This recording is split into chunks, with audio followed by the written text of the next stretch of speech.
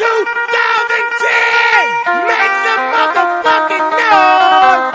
Put your fucking drinks up! You're listening.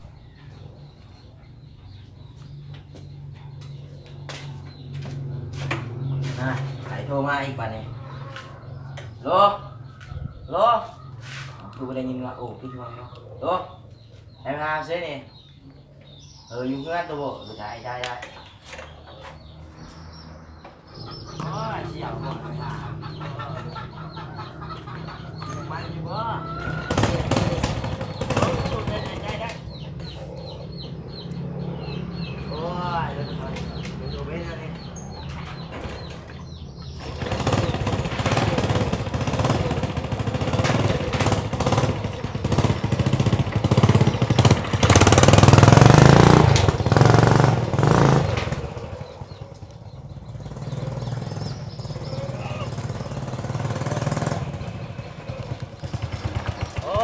แม่งมันนะลืมเงินใส่น้ำมันเลย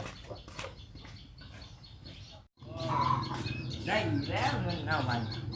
ใส่ต้องส่งก่อนฮะมันบ่แม่นเงินนะนี่มันกระเจเรื่องจับเนี่ยเอาเลยเฮาหยุดเลยไหมหยุดเท่านี้เพราะว่าที่ว่าปั๊มน้ำมันวันหนึ่งวัดตัดคนรถ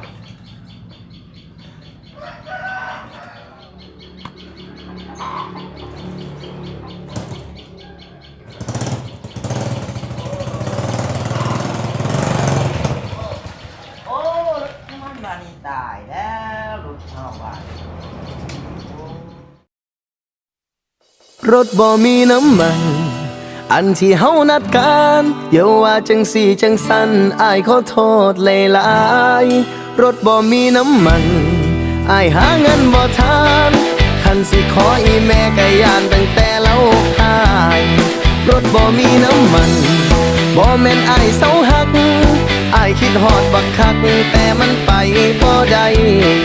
ปัญหาระดับชาติน้ำมันจังแม่นแพงหลายโอ้ยเว้าแล้วอยากอายผู้สาวน้อยสาวใหญ่กลับไปบ่ได้ย้อนรถบ่มีน้ำมัน